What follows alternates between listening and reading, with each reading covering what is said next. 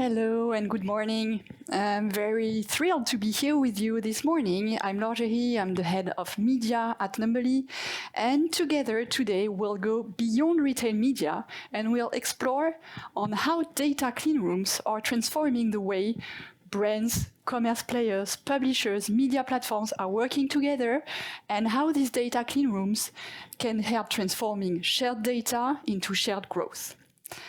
So let's start with a definition, the definition of data collaboration. Data collaboration is the capacity to access a partner data, to match data sets together, and to be able to build KPI frameworks, measurement frameworks in an autonomous way for brands, for commerce players, and for publishers. And historically, data collaboration has been mainly about partnerships between brands and retailers.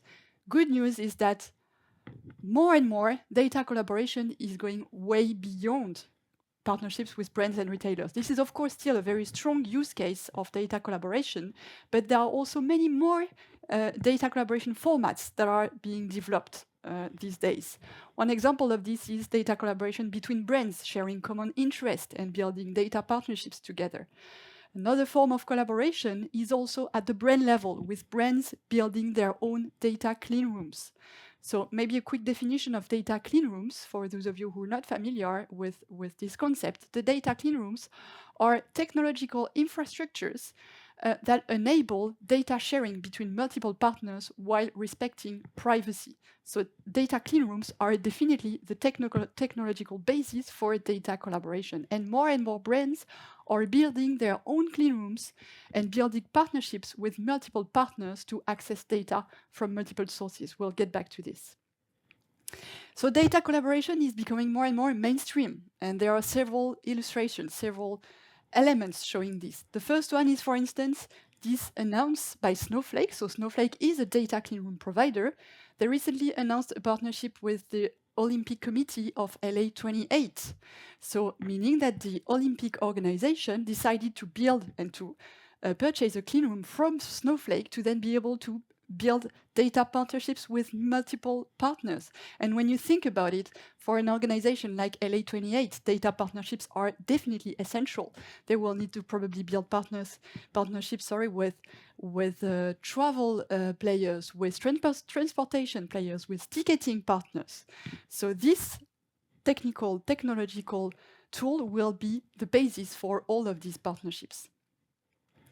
Another illustration of how data collaboration is becoming mainstream is the development of retail media networks. So the retail media networks are the inventories proposed by retailers. They share their data and they make it accessible to brands, advertisers who are willing to leverage this data to activate this data and generate insights. Well, a recent study from Bain shows that by 2030, meaning tomorrow, 50% of the digital marketing spend will be dedicated to retail media networks. So it means that it will imply that more and more stakeholders, such as brands and retailers and publishers, will need to work more and more together. It also raises several challenges, like collaborating with multiple partners, and it raises as well the challenge of transparency across multiple partners. So, as we've just seen, the future will depend on how the different stakeholders will be able to work together. So let's have a look at the stakeholders of data collaboration. There are 4 of them: brands, commerce players, publishers and media platforms, and consumer, of course. And again, the future will depend on how they will collaborate together. So let's have a look at all of these different stakeholders and the main trends regarding these different stakeholders. Well, the first one are the commerce players. So there are very interesting changes in the commerce area, and more specialized retailers are joining the data party. Traditionally, the retailers, mostly CPG retailers, have been the first to commercialize their data, but there are more and more specialized partners now commercializing their data, and that's why retail media is transforming into commerce media. Second type of trend for the commerce players, in-stores innovations. They are everywhere. From digital screens to connected shelves, there are more and more opportunities for the brand to connect with their consumers at every step of the funnel, and for the commerce players to collect data in many different ways. Third type of trend, I mentioned that more and more specialized players were entering the data party. Well, the travel industry is a good example for this. Let's, for instance, have a look at what United is doing.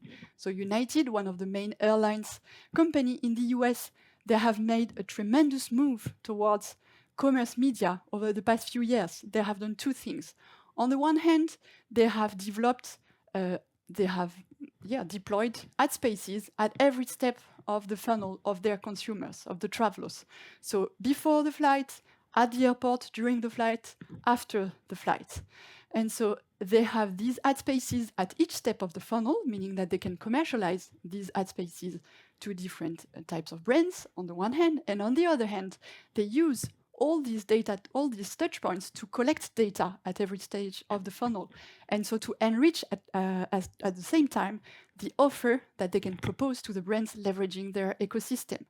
So United is really a key player in the commerce media ecosystem, and we now talk about travel media network compared to retail media network.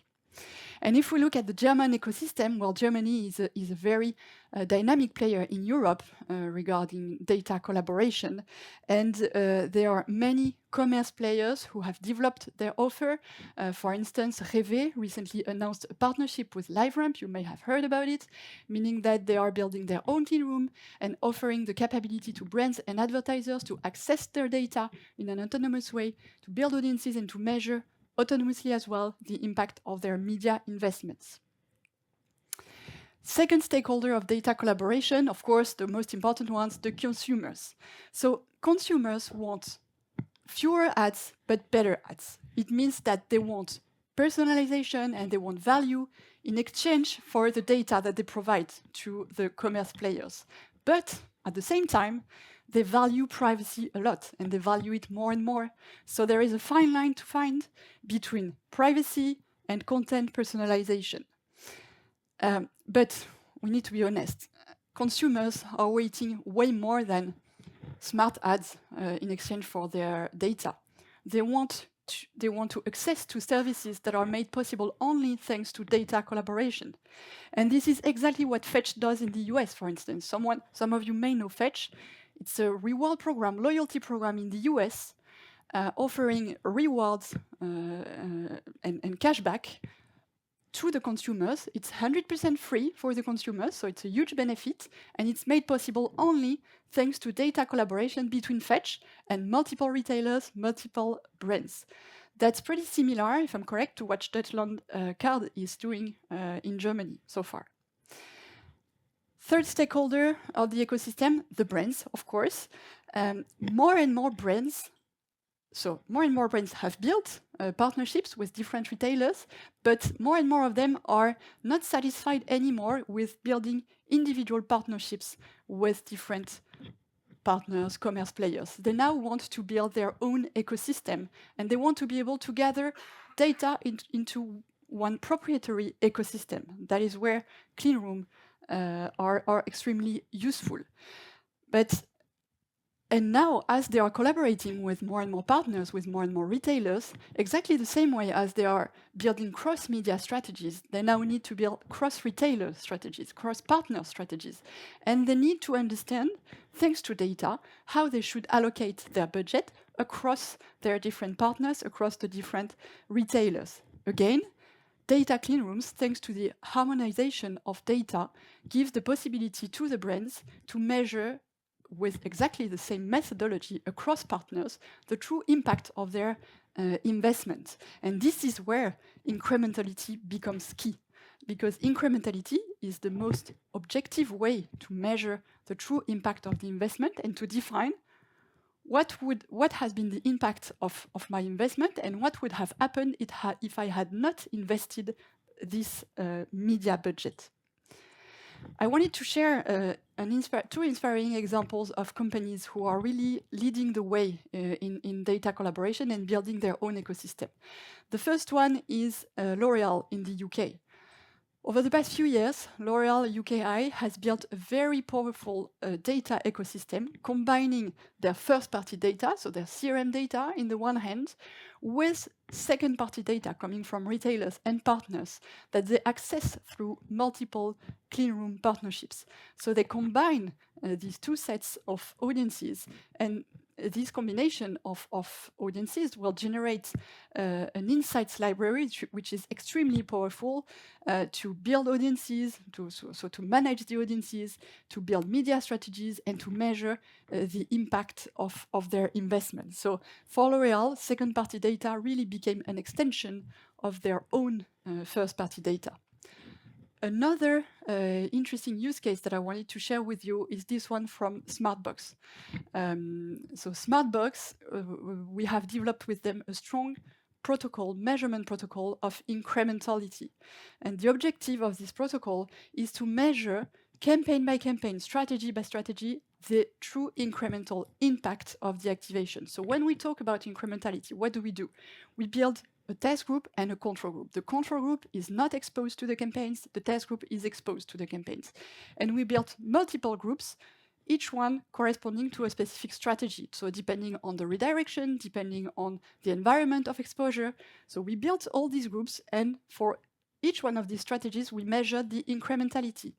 And in the end, thanks to these different incremental measurements, we were able to share with Smartbox the details about what have been the most efficient media investments, where have you had the true additional impact thanks to your investments. So we have started by doing this with Amazon, and we're now doing this with all platforms that Smartbox is activating to really, in the end, have a complete understanding of the optimal framework of investment, media investment. Last stakeholder of the data collaborations, publishers and media platforms. There is a very interesting change and move in the balance between publishers and platforms on the one hand and retailers on the other hand.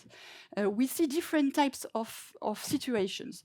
In some cases, the retailers are providing their data to the publishers and the media platform to enrich the targeting.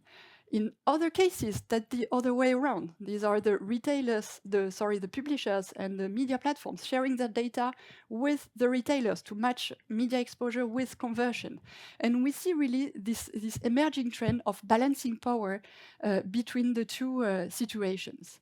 So again, this raises a challenge of harmonizing the measurement between retailers and between publishers and platforms, because for brands, the media platforms and the publishers and the retailers are as many channels are become even media for them. So they need to, again, find the optimal budget repartition across publishers, across media platforms. And this is why, again, Cleanrooms are so important and powerful for this, because they give the opportunity for brands to gather data from multiple publishers, multiple media platforms, and to understand even more precisely what has been the impact of their media investment. Again, Germany is very dynamic on this topic in terms of retailers sharing data with commerce players sharing data with media platforms. We have the example of ProSieben, by building partnership with commerce players and by investing with some commerce players, they are able to offer the possibility to the brands who are willing to do so to match a media exposure with a conversion in store, even if it's an offline conversion. So it's really a huge step forward in the capability to measure the impact of media. These are some examples of other players, other platforms, such as Payback, which we'll be speaking today, if I'm correct, which has a very interesting data offer, or Deutschland Card that I mentioned earlier, which is also really based on data collaborations with retailers and with brands. So these are our four key stakeholders. Again, the future will depend on how they will collaborate together. But the question is, how do you bring these people, these stakeholders together? Well, one of the answers is through technology, and in particular, through the clean room technology. So definitely, bringing these stakeholders together is a journey. And the journey has obviously started. The journey of data collaboration has started a few years ago, and we are still walking and climbing through this journey. It started with retailers building their own data assets. So the first users of data clean rooms have been the retailers. It means that the retailers have built clean rooms based on technologies such as LiveRamp technology, for instance, and they have built this clean room to give the possibility to brands to access their data and to use this data for insight purposes, for media activation purposes, and for measurement purposes. This is still a very strong use case of data collaboration, and the retailer's data, clean rooms, is a journey in itself, because originally retail media started with retailers creating what we call retail media networks, RMNs, meaning that they started to build a commercial offer around the commercialization of their data. But it was usually, and it's still the case for some retailers, a rather closed environment where brands don't have any access to the data, and the retailers operate the data and share the results with the brands. So this is the really history of data collaboration. And then some retailers decided to move towards data clean rooms. But definitely when you are looking at the retailers, the journey is pretty much still very moving. When you look at this study from eMarketer, it shows that while 100% of retail media networks in the US offer a closed-loop reconciliation of sales, meaning that they offer the possibility to match media exposure with conversion, only 48% of them include a data clean room ingestion capability, and only 40% of them give the possibility to the brands or the agencies supporting the brands to have a direct access to the sales data.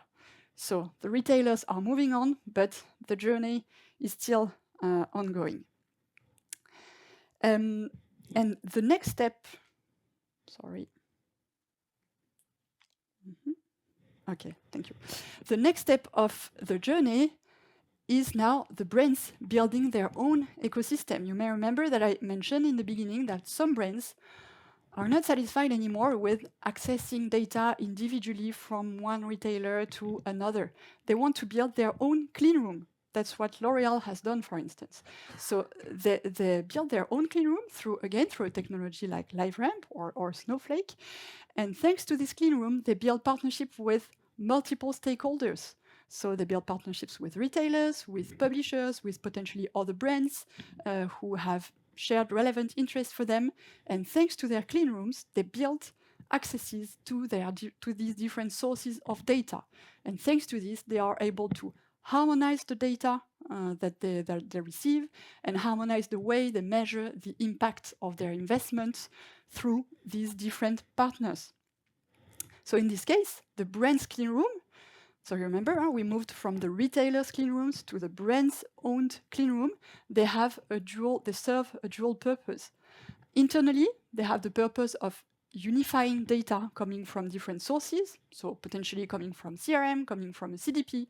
All this data goes to the clean room, and externally, these clean rooms enable the development of partnerships with multiple partners. Again, other brands, publishers, commerce players.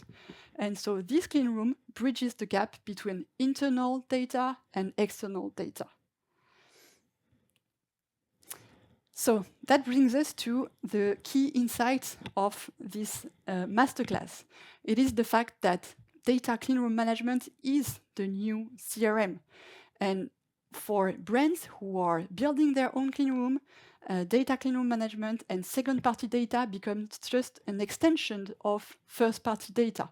It's some companies consider that there is a very small difference between first-party data and second-party data, because when you can have a seamless access to second-party data, what's the difference between your proprietary data and this data that you are able to leverage for activation, measurement, and insights purposes? So that is really becoming a key, a core skill for a marketer, and a big priority for an important share of international groups. And so to finish this masterclass, I wanted to share with you a use case, an example of a data collaboration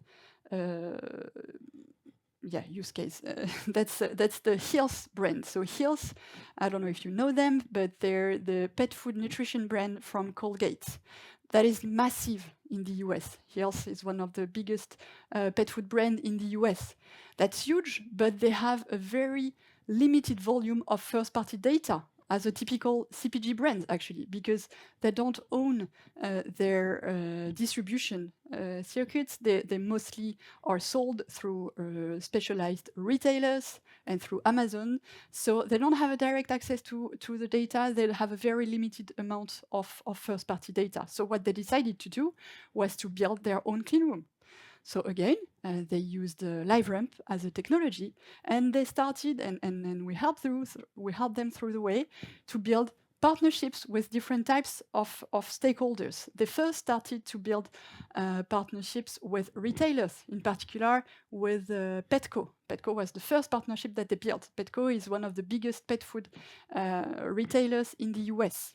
So thanks to this partnership, that was the first step which gave them an access to the sales data of one of the biggest retailers, pet food retailers in the US. And then they progressively built other partnerships with different types of stakeholders, including publishers, such as Ampersand. Ampersand is a conglomerate of TV broadcasters in the US. So thanks to this partnership with TV broadcaster and with retailers, pet food retailers on the other hand, they have been able to match data between TV exposure and sales in store. And they have been able to bridge the gap between these different sources of data. So as you can see, they now have multiple partnerships with multiple types of stakeholders in the US. And thanks to this, today, Hills is able to measure more than 50% of their total sales offline and online. They have a direct access to more than 50% of their sales and 50% as well of their total impressions, all media taken into considerations in the US as well. So for a CPG who has almost no first-party data, Cleanrooms, building its own clean room has really been a game changer for this brand.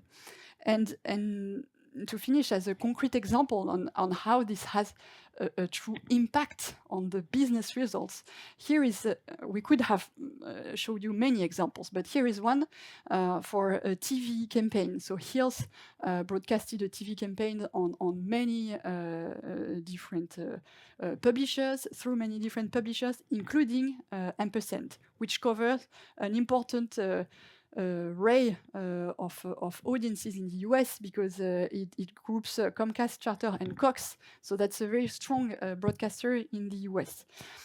So again, we have had access to the TV exposure. On the other hand, thanks to the multiple partnerships with retailers such as Petco, we were also able to have access to the sales data. So we could match both of the data. And here we have built a campaign with multiple types of strategies, multiple types of audiences targeted.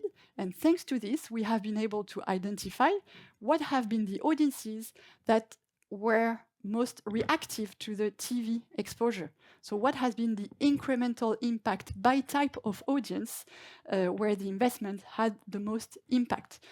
Thanks to this, we have been able to identify that some audiences did not had a strong reaction to the TV exposure.